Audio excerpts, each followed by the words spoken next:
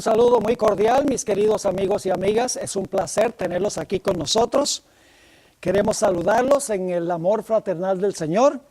Vamos a continuar hoy nuestro tema que hemos estado estudiando sobre el conflicto cósmico.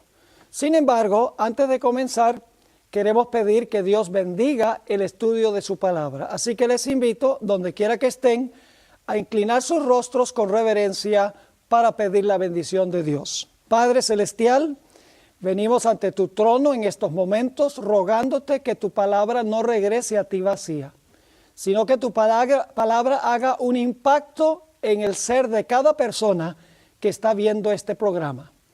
Contamos, Señor, con la promesa de tu presencia, porque tú has dicho que donde hay 2 o 3 reunidos en tu nombre, allí estarás tú. Reclamamos esa promesa en el nombre precioso de Cristo nuestro Salvador. Amén.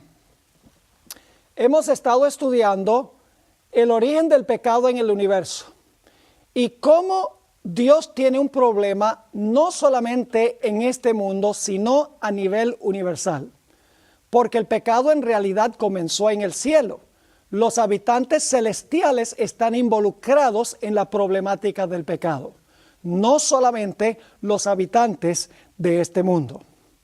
Ahora, durante los primeros 2 temas hemos analizado cuidadosamente el propósito del plan de la salvación. Y hemos visto que el propósito es vindicar el carácter de Dios, exonerarlo, justificarlo de todas las acusaciones que ha lanzado Satanás en contra de él. Ahora, quiero decir que la forma en que Dios salva al hombre, los pasos que Dios toma para salvar al hombre, se revelan en el santuario. Es decir, los pasos a través de los cuales el Señor Jesucristo exonera o vindica el carácter de Dios se encuentra revelado en el santuario hebreo que Dios le mandó a Moisés a construir. Y ese santuario era solo una miniatura del tabernáculo verdadero, del santuario verdadero en el cielo. Ahora, para comenzar, quiero mencionar que había funciones claves del sacerdote en el santuario, tanto en el santuario terrenal como en el santuario celestial. En primer lugar, tenemos el campamento del santuario. Ahora, muchas veces no se incluye el campamento como parte del santuario, el lugar a donde vivían los israelitas. Pero en realidad el santuario comienza en el campamento a donde vivían los pecadores. En el segundo plano tenemos el atrio. El atrio es el lugar a donde se encontraba el altar del sacrificio y también una fuente o un lavacro. Luego se movía uno un poco más hacia el occidente y llegaba uno al lugar santo del santuario. Y allí en el lugar santo se encontraba el candelabro, la mesa de los panes de la proposición y el altar de incienso.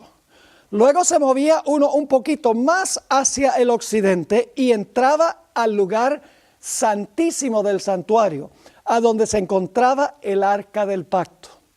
Y luego, cuando terminaba el servicio en el lugar santísimo, al final del día de expiación, el sumo sacerdote se quitaba sus vestiduras sacerdotales y se vestía con un cambio de vestiduras, es decir, vestiduras diferentes que las que había usado en su obra intercesora.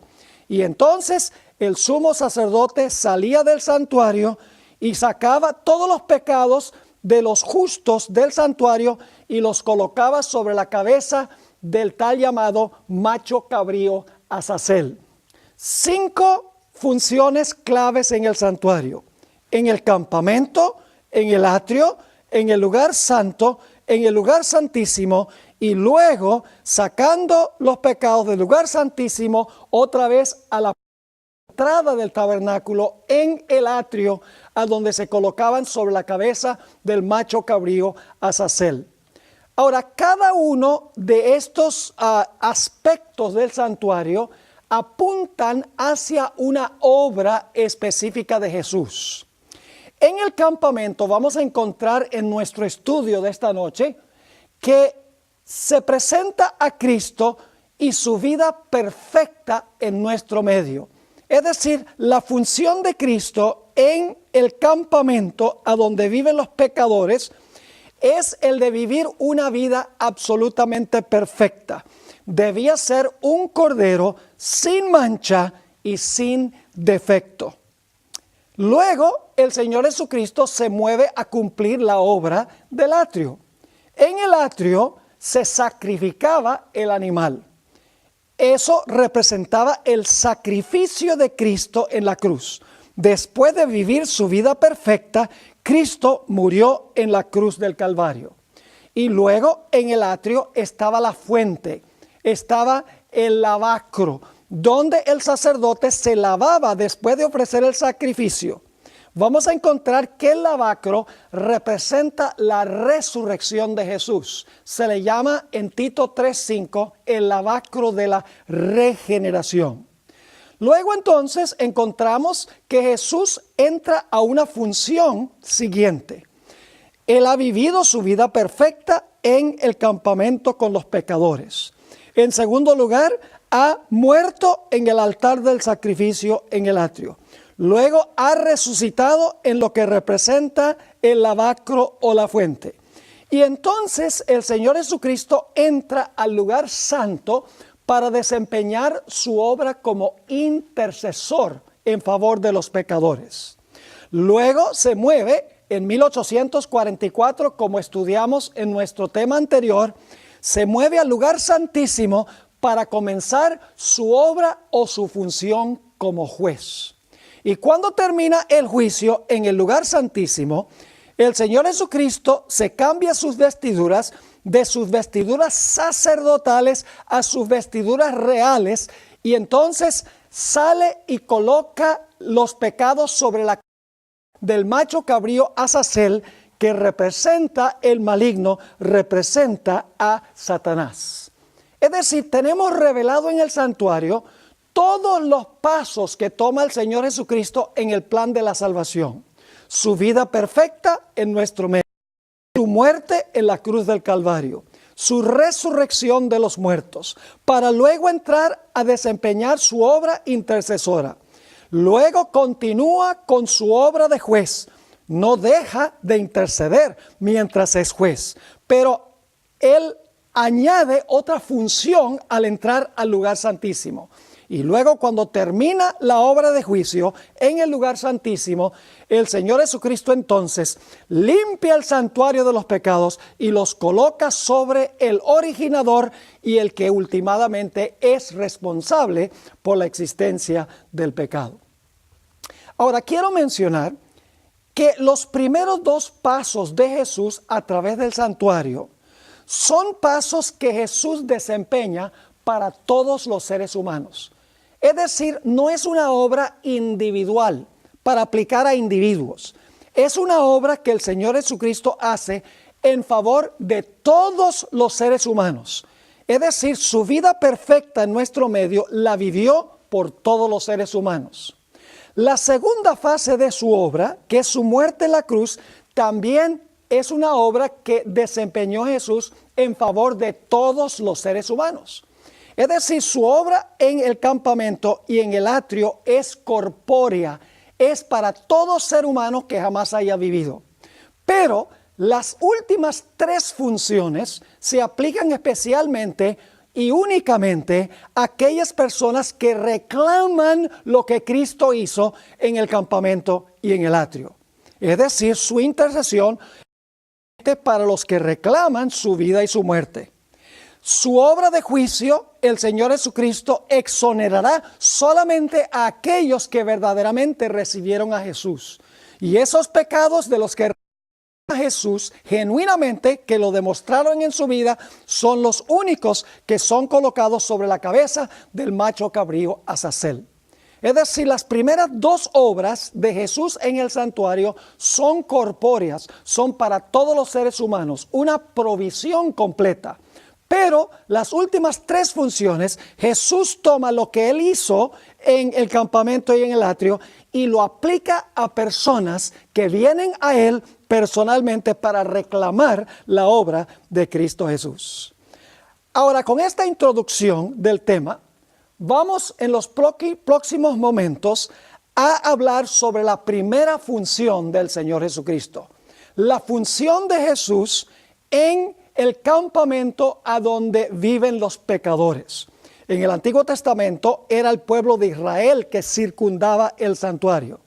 Hoy en día, el campamento representa este mundo a donde viven todos los seres humanos que han pecado y están destituidos de la gloria de Dios. Ahora vamos a unos puntos para poder entender la obra que iba a desempeñar Jesús en el campamento. En el campamento Jesús vino a vivir una vida absolutamente perfecta y sin pecado.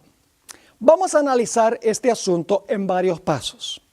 Lo primero que quiero que notemos es que el Señor Jesucristo creó a todos los seres humanos.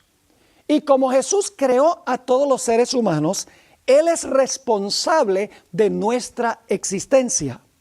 Quiero leer del Evangelio según San Juan, el capítulo 1 y los versículos 1 al 3, a donde nos dice claramente que Jesús en realidad es el creador de todos los seres humanos y por lo tanto es responsable de nuestra existencia. No responsable de nuestro pecado, pero responsable de que nosotros existamos.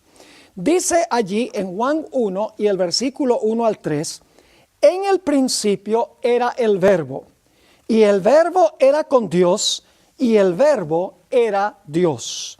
Este era en el principio con Dios. Y luego dice, todas las cosas por Él fueron hechas, y sin Él nada de lo que ha sido hecho fue hecho. Es decir, Jesús fue el creador de los seres humanos. Es responsable de la existencia de todos los que han vivido en este planeta. Y siempre nos falta alguien que diga, no, en realidad Jesús no me creó a mí. Yo nací de mi mamá. Y entonces yo le pregunto, bueno, ¿y tu mamá de dónde nació? Dice, bueno, de la mamá de ella. Y le digo, ¿y la mamá de ella de dónde nació? Bueno, de la mamá de ella. Si vamos hacia atrás, finalmente llegamos al punto de Adán y Eva, nuestros primeros padres. Cuando el Señor Jesucristo creó a Adán y Eva, todos los seres humanos descienden de ellos y por lo tanto Jesús es responsable de la existencia de todos los seres humanos. Así que el primer punto es que Jesús fue el creador de todos los seres humanos y es responsable de la existencia de todos los seres humanos. El segundo punto que quiero que notemos en este proceso de Jesús es que la ley de Dios exige absoluta perfección. Es decir, nadie se puede desviar de la ley ni un ápice, ni un poquito. Porque si se desvía de la ley de Dios, la Biblia nos dice que eso es pecado. La ley de Dios exige absoluta perfección. Y si no le ofrecemos perfección a la ley, la Biblia dice que eso se llama pecado. Vamos a leer en 1 de Juan el capítulo 3 y el versículo 4, a donde nos explica qué es el pecado. Dice allí, todo aquel que comete pecado infringe también la ley, pues el pecado es infracción de la ley. Es decir, si nosotros no le ofrecemos perfección a la ley de Dios nos dice, tú eres pecador. Ahora surge la pregunta, ¿cuántos seres humanos le pueden ofrecer absoluta perfección a la ley de Dios? En realidad la Biblia dice que no hay un solo ser humano que pueda rendirle a la ley lo que la ley exige. La ley exige absoluta perfección. Ningún ser humano le puede ofrecer a la ley lo que la ley exige. En Romanos el capítulo 3 y el versículo 10 dice, como está escrito, no hay justo ni aún uno. Y el versículo 23 sigue aclarando, por cuanto todos pecaron y están destituidos de la gloria de Dios. Así que Cristo creó a todos los seres humanos. Cristo es responsable de la existencia de todos. La ley de Cristo, la ley de Dios exige absoluta perfección. El que no le ofrece perfección es pecador. Y la Biblia dice que todos los seres humanos han pecado y están destituidos de la gloria de Dios. Pero hay un punto más. Y es que como todos han pecado, todos están sujetos a morir. Porque la ley dice, si tú no me ofreces perfección, eso es pecado. Y si tú pecas, tienes que morir. En Romanos 5 y el versículo 12 nos dice precisamente eso. Por tanto, como el pecado entró en el mundo por un hombre, y por el pecado, noten, la muerte, así la muerte pasó a todos los hombres por cuanto todos pecaron. La consecuencia de no ofrecerle perfección a la ley es pecado, y la paga del pecado es muerte. En el siguiente capítulo, Romanos 6 y el versículo 23, la primera parte del versículo dice, porque la paga del pecado es muerte. Es decir, que como todos los seres humanos han pecado, no le pueden ofrecer perfección a la ley. El resultado es que todos están bajo sentencia de muerte. La Biblia explica que todos los seres humanos son esclavos del pecado. Todos los seres humanos han perdido el derecho. Todos los seres humanos, en otras palabras, están en una situación precaria. Y el problema es que no había nadie dentro de la raza humana que pudiera resolver el problema. Porque todos los pecadores se vendieron a servidumbre, todos los pecadores vendieron su patrimonio, vendieron su herencia. Y entonces surge la pregunta, ¿quién podía venir para pagar el precio, para vivir la vida que la ley le exige al pecador? La respuesta. En el libro de Levítico, el capítulo 25 y el versículo 25, encontramos a una expresión muy interesante. Hay una palabra clave aquí. Dice, cuanto tu hermano empobreciere y vendiere algo de su posesión. En realidad, la palabra algo no está en el original. Dice, cuando vendiere su posesión. Ahora, ¿qué podía hacer si vendía su posesión? Vendía su patrimonio, como hizo Adán. Adán vendió el mundo al maligno cuando se entregó a él. ¿Qué se podía hacer para recuperarlo?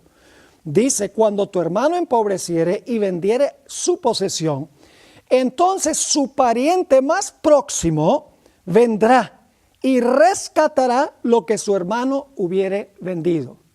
Esa palabra rescatará significa recuperar pagando un precio, comprar pagando un precio. Es decir, para recuperar el patrimonio perdido era necesario que un pariente cercano, el pariente más próximo, pagara el precio y cumpliera las condiciones para recuperar el patrimonio perdido.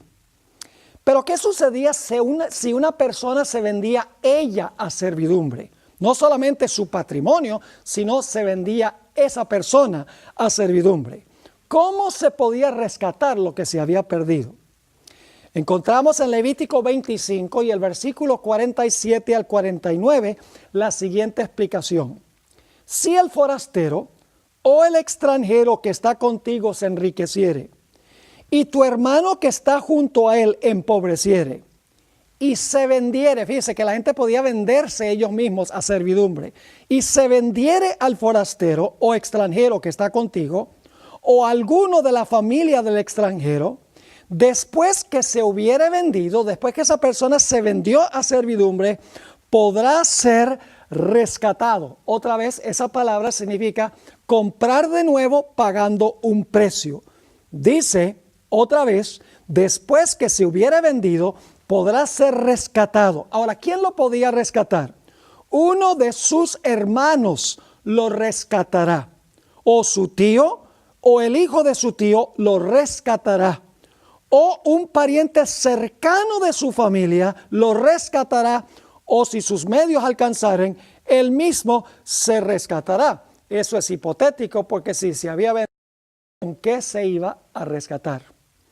Es decir, cuando un individuo vendía su patrimonio, cuando un individuo se vendía a servidumbre, como los seres humanos han hecho por el pecado, hemos perdido nuestra herencia. Como pecadores nos hemos vendido a servidumbre del pecado. La única forma de recuperar lo que se había perdido era que alguien viniera a pagar el precio necesario para recuperar lo que se había perdido. Pero había un problema muy serio. Y es que no había nadie dentro de la raza humana que no hubiese vendido su patrimonio. No había una sola persona dentro de la raza humana que no se hubiese vendido a servidumbre. Porque la Biblia dice que todos han pecado. Todos hemos vendido nuestro patrimonio. Todos nos hemos vendido a servidumbre del pecado. Y por lo tanto no había dentro de la raza humana nadie que pudiera pagar el precio para rescatar lo que se había perdido. ¿Cómo entonces el hombre ser salvo? ¿Cómo podía recuperar el patrimonio perdido y recuperar la libertad que había perdido al venderse al pecado? La respuesta es muy sencilla. El Señor Jesucristo tenía que venir del cielo e incorporarse dentro de nuestra familia. Muchas veces yo les pregunto a la gente, antes de que Jesús viniera a esta tierra, cuando Jesús estaba en el cielo, al lado del Padre, ¿será que Jesús era miembro de nuestra familia? Algunos inmediatamente contestan, sí, Jesús era miembro de nuestra familia, pero en realidad Jesús no era miembro de nuestra familia. Antes de encarnarse Jesús en esta tierra, Jesús era miembro de la familia de la deidad, Padre, Hijo y Espíritu Santo. Es decir, Jesús pertenecía a otra familia, no pertenecía a nuestra familia.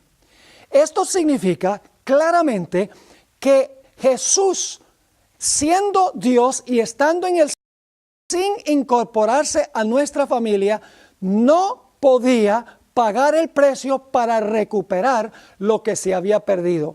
Porque el que recupera lo que se pierde es el cercano, y Jesús no era nuestro pariente cercano, era miembro de otra familia. Por eso es que Jesús se encarnó, se hizo parte de nuestra familia para que Él pudiera cumplir las leyes de la redención, es decir, pudiera pagar el precio, rescatar lo que se había perdido. Es interesante notar en Mateo el capítulo 1 y el versículo 1, lo que nos dice en cuanto a Jesús. Hay algo muy extraño en este versículo.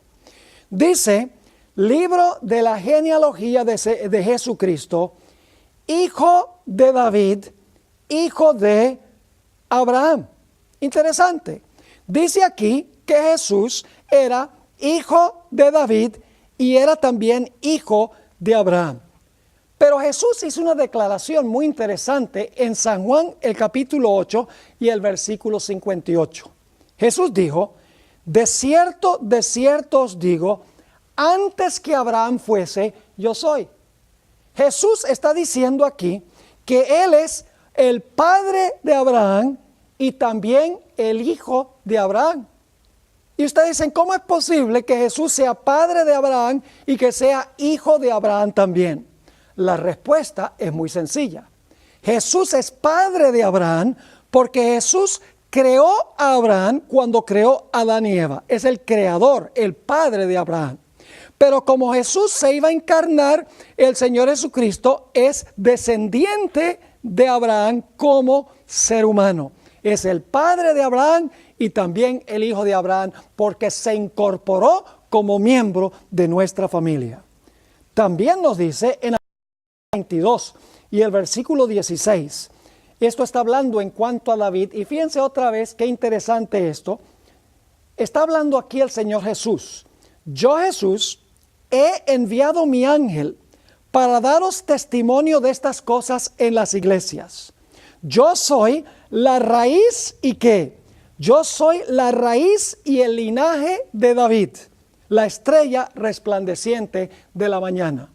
Jesús está diciendo, yo soy la raíz de David y yo soy también el linaje de David. Es decir, Jesús está diciendo, yo soy el padre de David y también soy el hijo de David. Soy la raíz y también el linaje. ¿En qué sentido es Jesús la raíz de David y el linaje de David? Es la raíz de David porque es Dios y fue el creador. Pero es el linaje de David porque el Señor Jesucristo, cuando se encarnó, llegó a ser miembro de la familia humana.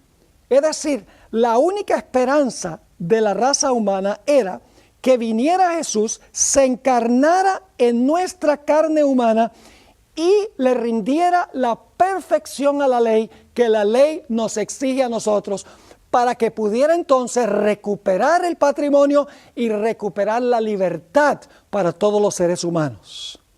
Pero para esto, Jesús tenía que vivir una vida en perfecta armonía con la santa ley de Dios, porque Él había venido para vivir en nuestro medio la vida que nosotros no hemos vivido.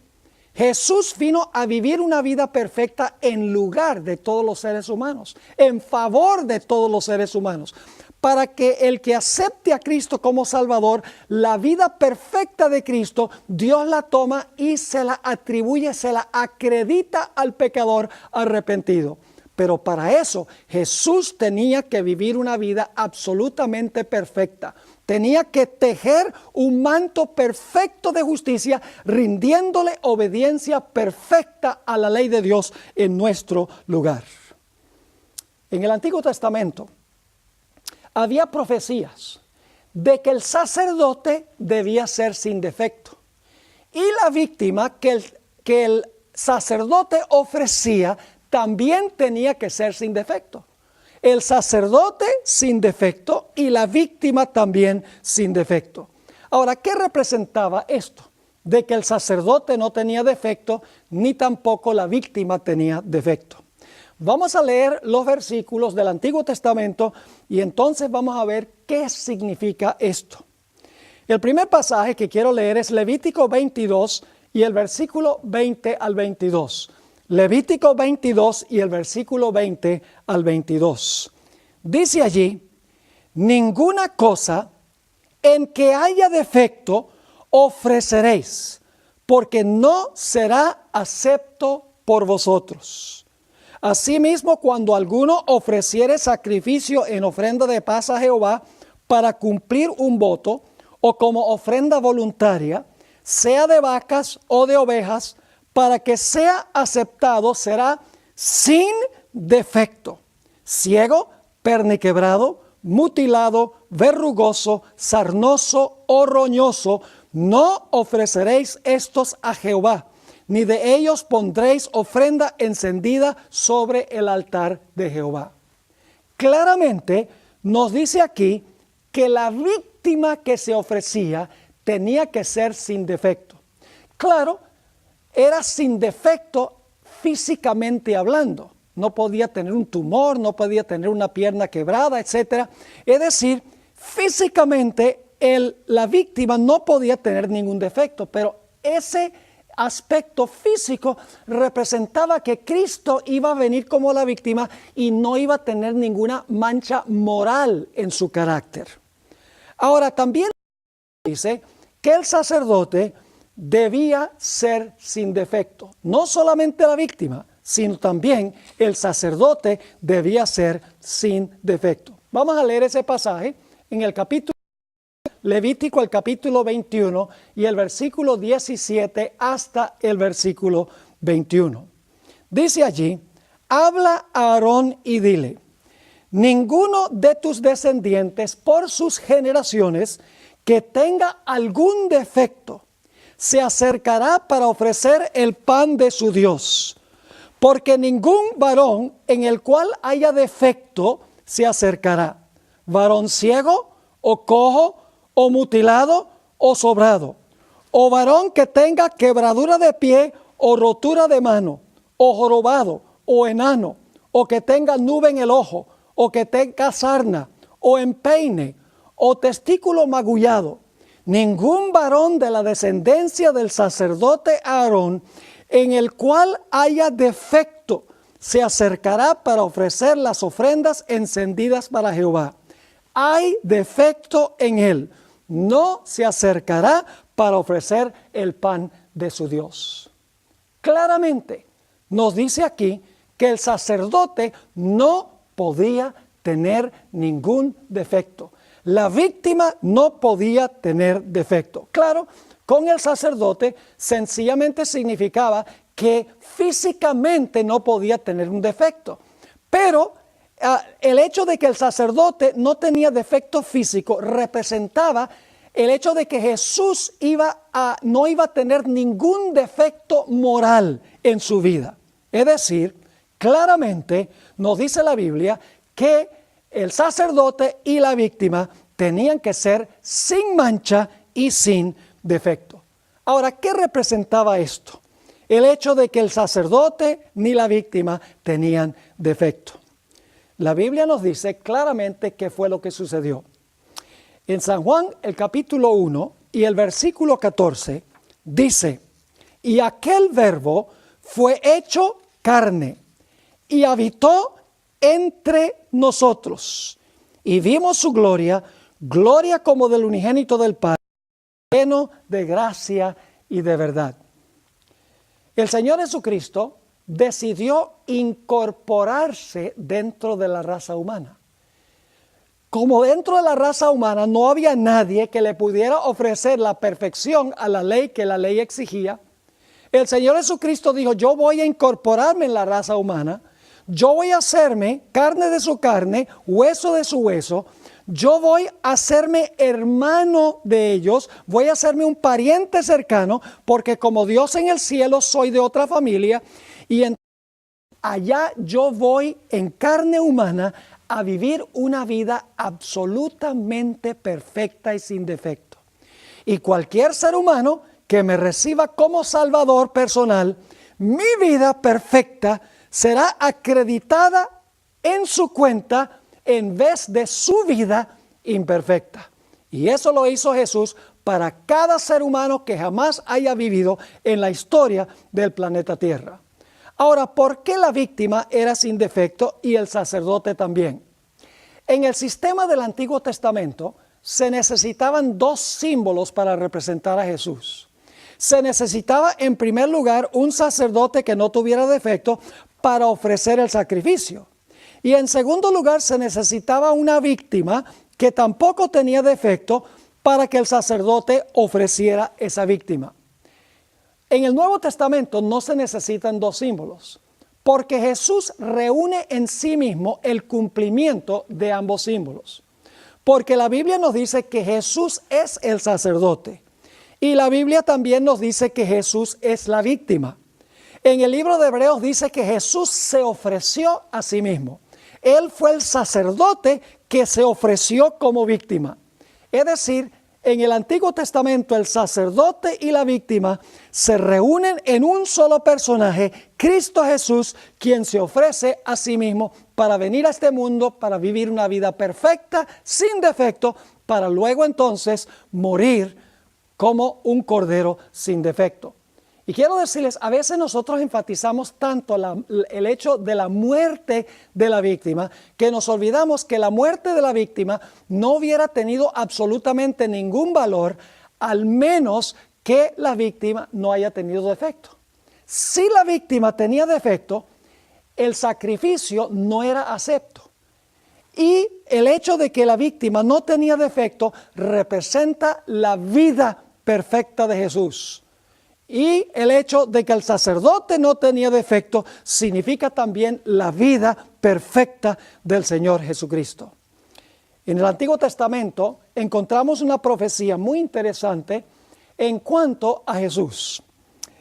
Probablemente todos los que están viendo esta presentación saben que en la Biblia se presenta a Jesús como el Cordero Pascual. En el Antiguo Testamento, cuando el pueblo de Israel estaba cautivo en Egipto, y habían perdido su patrimonio y eran esclavos y estaban sufriendo y estaban clamando a Dios, Dios les dio una señal de liberación.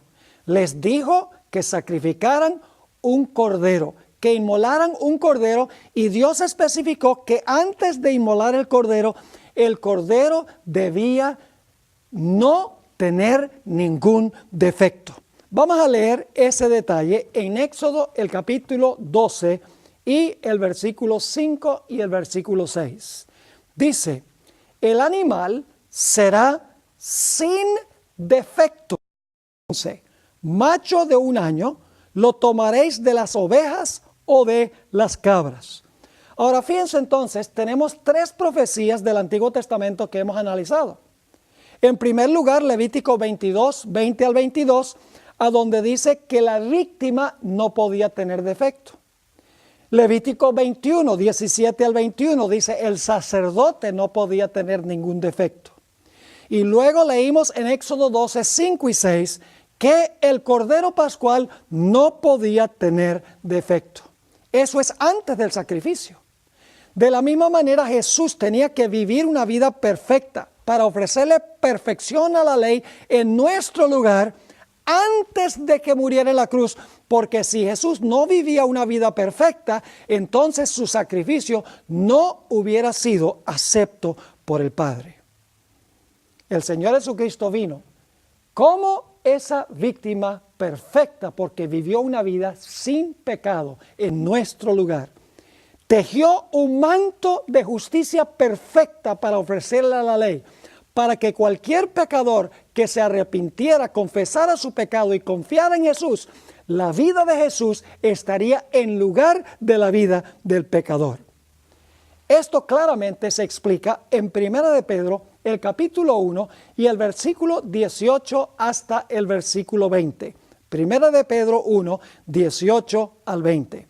Dice allí, sabiendo que fuisteis rescatados de vuestra vana manera de vivir, la cual recibisteis de vuestros padres.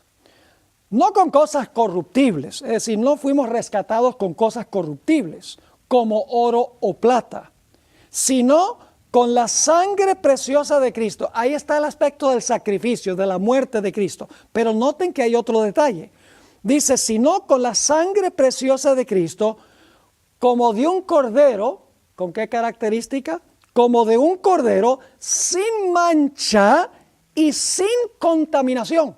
Fíjese, antes de su sacrificio, Jesús tenía que ser un cordero sin mancha y sin contaminación. Y luego dice, ya destinado desde antes de la fundación del mundo, pero manifestado en los postreros tiempos por amor de vosotros. Lo que quiere decir eso es que el plan de salvación fue elaborado entre el Padre y el Hijo en los siglos de la eternidad. Según dice aquí, que fue destinado desde antes de la fundación del mundo, pero manifestado en los postreros tiempos por amor de vosotros. Así que este pasaje dice claramente que Jesús iba a derramar su sangre, pero que Él iba a ser un cordero perfecto antes de que se ofreciera como sacrificio.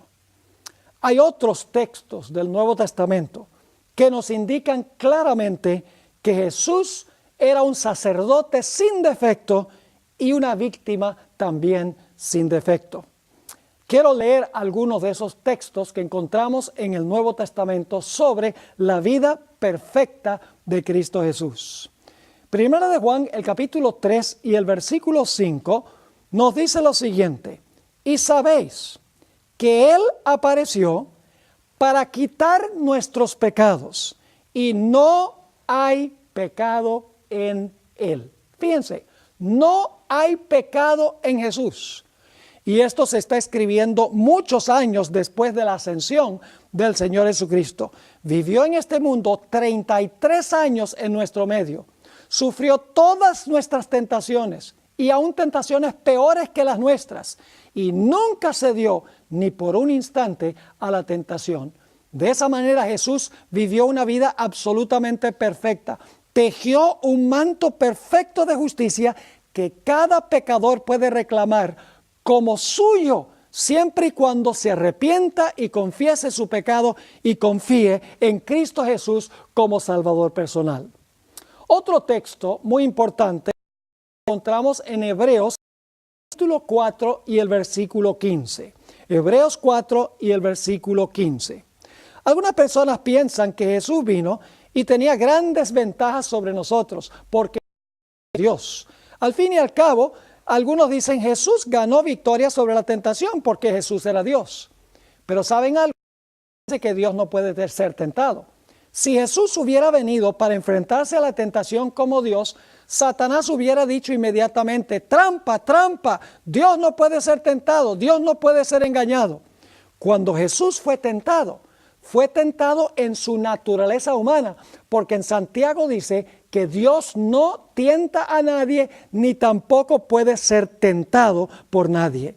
En Hebreos el capítulo 4 y el versículo 15 dice, porque no tenemos un sumo sacerdote que no pueda compadecerse de nuestras debilidades, sino uno que fue tentado, escuchen bien, en todo según nuestra semejanza.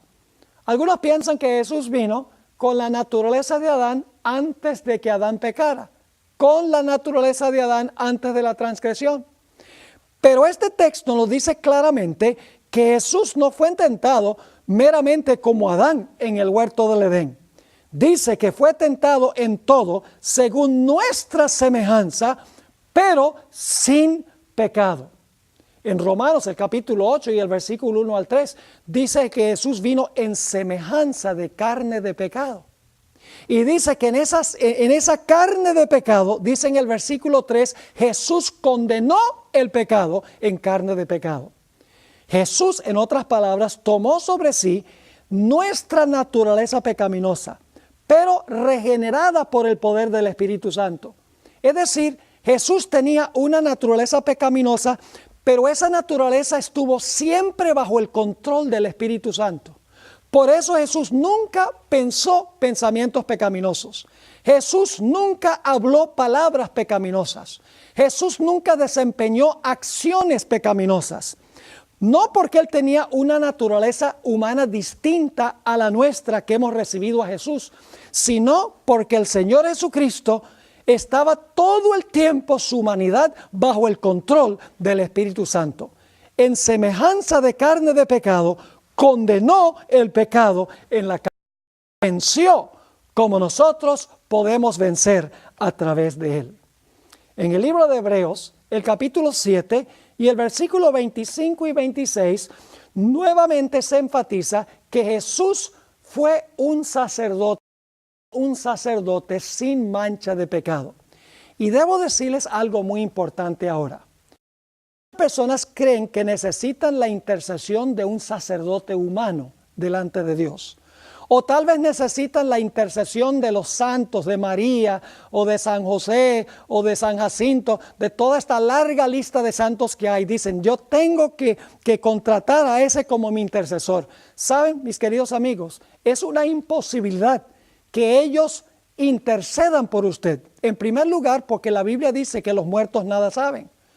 Esas personas fueron personas muy piadosas durante su vida, pero la Biblia dice que cuando fueron al sepulcro, ellos sencillamente dejaron de existir hasta el momento de la resurrección. Un muerto no puede interceder por usted.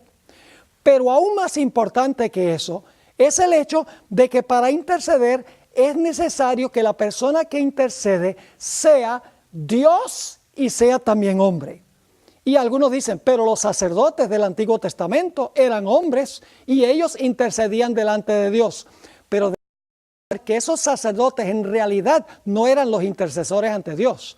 Solo representaban a Cristo Jesús, quien intercedía por la raza humana. Es decir, eran un símbolo o una ilustración de la obra intercesora de Cristo. Ellos no eran en realidad intercesores. El intercesor era Cristo Jesús, nuestro Salvador. Ustedes recuerdan la experiencia de Jacob cuando huyó de su hogar, porque había robado la primogenitura de su hermano. Cuando estaba huyendo, se acostó con la cabeza sobre una piedra y tuvo un sueño. En ese sueño vio una escalera que unía el cielo con la tierra. Nos dice allí en la historia, en Génesis el capítulo 28, que la parte de arriba de la escalera llegaba hasta el alto cielo y la parte de abajo de la escalera estaba firmemente plantada sobre la tierra, y que sobre esa escalera subían y descendían ángeles. Jesús interpretó eso como él mismo. En Juan 1 y el versículo 51, Jesús dijo que el cielo iba a ser abierto y se iba a ver a los ángeles ascendiendo y descendiendo sobre el Hijo del Hombre. Es decir, la escalera que une el cielo con la tierra es Cristo Jesús. Y nada más puede ser Cristo Jesús, porque Jesús es hombre. Esa es la parte de abajo de la escalera. Jesús también es Dios. Esa es la parte de arriba de la escalera. Por eso Jesús puede cerrar la distancia entre el cielo y la tierra, porque es hombre con los hombres y es Dios con Dios. Como Dios nos une con Dios y como hombre une a Dios con los seres humanos. Ningún ser humano puede hacer eso, porque los seres humanos son humanos, pero no son Dios. Así que yo te recomiendo que contrates en realidad como tu intercesor a Cristo Jesús, no a ningún intercesor humano que en realidad no puede interceder porque en realidad está muerto, y además de eso no puede interceder porque es un mero humano, y para ser intercesor tiene que ser Dios y tiene que ser también hombre. En Hebreos el capítulo 7 y el versículo 25 y el versículo 26 encontramos nosotros otra descripción de la perfección del Señor Jesucristo. Dice allí: por lo cual puede también salvar perpetuamente a los que por Él se acercan a Dios, viviendo siempre para interceder por ellos. Fíjense, Jesús es el intercesor. Ahora, ¿por qué es que Jesús puede interceder? El versículo 26 lo explica. Porque tal sumo sacerdote nos convenía, santo, inocente, sin mancha, apartado de los pecadores y hecho más sublime que los cielos. ¿Por qué Jesús puede interceder por los seres humanos? Porque dice aquí que Él es santo, inocente, sin mancha y apartado de los pecadores. Eso no se puede decir de ningún ser humano. Aún de los que fueron más santos durante su vida, fueron pecadores, porque la Biblia dice que todos han pecado y están destituidos de la gloria de Dios. No hay justo ni aún uno. Esto significa sencillamente que un ser humano no puede ser intercesor entre el hombre y Dios, porque la Biblia dice que el intercesor debe ser santo, inocente, sin mancha y apartado de los pecadores. Ahora vamos a repasar algunos de los problemas que había que resolver en relación con las acusaciones de Satanás.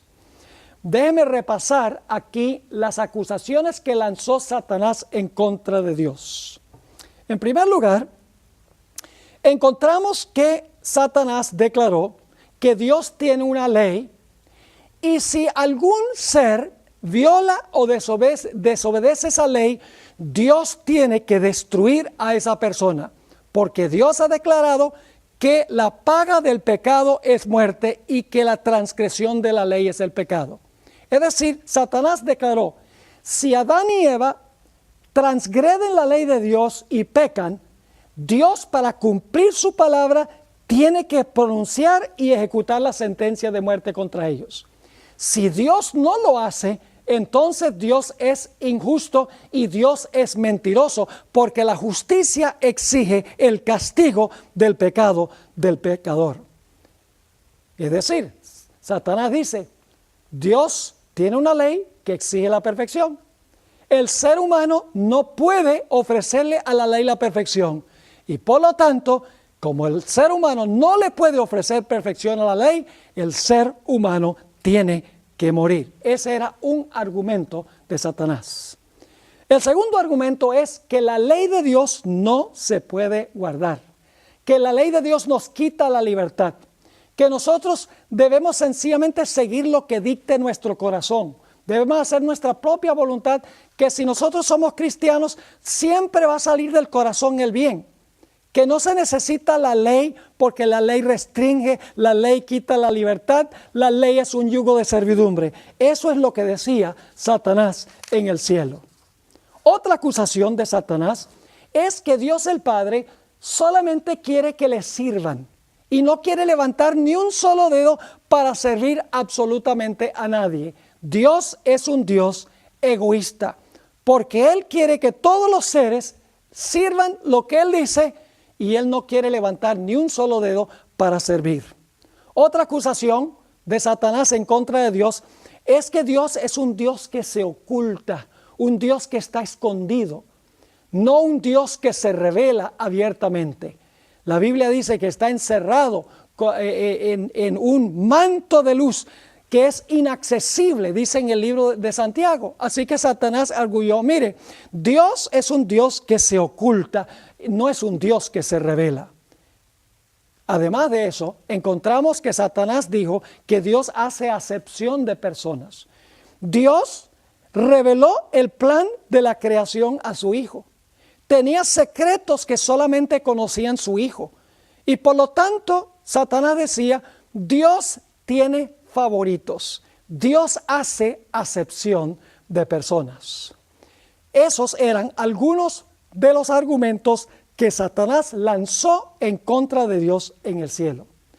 Ahora, ¿cómo es que la vida perfecta de Jesús refutó esos argumentos de Satanás? La obra de Cristo en el campamento refutó cada uno de estos argumentos de Satanás en contra de Dios. Tomemos uno por uno para ver cómo se cumplió esto. Satanás había dicho que la ley exige perfección y por lo tanto el ser humano, como no le ofrece perfección a la ley, el ser humano tiene que morir. Jesús respondió a eso diciendo, lo que yo voy a hacer, como yo hice a todos los seres humanos, yo creé a todos los seres humanos y soy responsable de su existencia, yo voy a ir a la tierra a ocupar el lugar de todos los seres humanos y voy a vivir la vida que la ley les exige a ellos. Le voy a ofrecer la perfección a la ley que la ley les exige a ellos. Y entonces, si ellos me reciben como su Salvador por el arrepentimiento y la confesión y la fe en mi persona, yo voy a tomar mi vida perfecta y se las voy a poner a su cuenta, de tal manera que se van a parar delante de la ley en mi justicia, perfectos delante de la ley. Se resolvió el problema de que el hombre no podía rendirle a la ley la perfección, porque Jesús vino a rendirle a la ley la perfección que la ley nos exige a nosotros. Otra acusación de Satanás, como hemos visto, es que Satanás dijo que la ley de Dios no se puede guardar en carne humana, que la ley de Dios nos quita la libertad. Necesitamos estar libres de la restricción de la ley de Dios. La Sagrada Escritura nos dice que el Señor Jesucristo guardó los mandamientos de su Padre. Dice en el libro de Hebreos que Jesús se deleitó porque la ley de Dios estaba escrita en su corazón. Jesús amó la ley. El Señor Jesucristo exaltó la ley. El Señor Jesucristo declaró, si me amáis, guardad mis mandamientos. Fue tentado en todo como nosotros, pero nunca transgredió la ley. Así demostró que sí es posible guardar la ley, que la ley no nos quita la libertad, sino que la ley nos garantiza la felicidad y la libertad. Jesús refutó el argumento de Satanás de que había que abolir la ley y que la ley no se podía guardar. Jesús demostró que sí es posible guardar la ley en semejanza de carne de pecado. Satanás también arguyó que Dios era egoísta. Pero cuando vemos a Jesús viniendo a este mundo, el precioso Hijo del Padre, y el Padre entregando lo más precioso que tenía a su propio Hijo, para venir a vivir en carne humana y luego sufrir una muerte cruel, se demostró que que Dios no es egoísta, que Dios es un Dios que entrega, un Dios bondadoso, un Dios que da, no un Dios que quiere todo para Él, sino un Dios que está dispuesto de dar lo más precioso que hay en el universo. Satanás decía que Dios solamente quería que le sirvan y no quiere levantar ni un solo dedo para servir.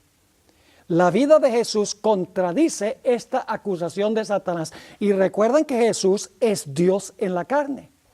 La Biblia dice que Jesús vino a este mundo no para ser servido, sino para servir y para dar su vida en rescate por muchos. Toda la vida de Jesús en esta tierra fue una vida de servicio. Y Jesús dijo, el que me ha visto a mí, ha visto al Padre. Cada vez que Jesús servía, por ejemplo, le lavó los pies a sus propios discípulos, Jesús estaba mostrando que Él y su Padre en realidad no esperan que todo el mundo les sirva, sino que están dispuestos de condescender y de servir las necesidades de los seres humanos. Satanás acusó a Dios de ocultarse, pero la Biblia no dice que Dios es un Dios que se reveló. Se reveló a través de Cristo Jesús. Aquel verbo fue hecho carne y habitó entre nosotros y vimos su gloria, la gloria como el del unigénito del Padre, lleno de gracia y de verdad. Dios se reveló a través del Señor Jesucristo. Es decir, Dios no es un Dios que se oculta, sino que es un Dios que se revela. La última acusación de Satanás contra Dios es que Dios hace acepción de personas. Dios tiene favoritos. Dios a algunos que son sus especiales les comparte sus secretos y los abraza, mientras que a otros los margina. El Señor Jesucristo, con su vida perfecta, refutó esta acusación de Satanás. El Señor Jesucristo se codeó y amó a rameras, a publicanos, a leprosos, ciegos, mudos, endemoniados, paralíticos, samaritanos, gentiles, mujeres, niños, y aún permitió que esa mujer pecadora, María Magdalena, le echara ese perfume en los pies y secara sus pies con sus propios cabellos. De esa manera Jesús estaba mostrando que Dios no es un Dios que tiene favoritos, que hace excepción de personas. Estaba demostrando que Dios ama a todos los seres humanos, está dispuesto a codearse con todos los seres humanos, está dispuesto a descender para servir a la raza humana. Así que Jesús en el campamento vivió una vida absolutamente perfecta, para que si el hombre lo recibe, esa vida perfecta, esa vida en armonía con la ley, pudiese ser imputada al pecador para que podamos ser reconocidos justos delante de Dios en Cristo Jesús. Pero había otro paso necesario que será nuestro próximo estudio. Era necesario también que alguien pagara por los pecados que nosotros hemos cometido. No solo alguien que viviera la vida que debemos vivir, sino alguien que debía morir la muerte que debemos sufrir. Ese será nuestro próximo estudio.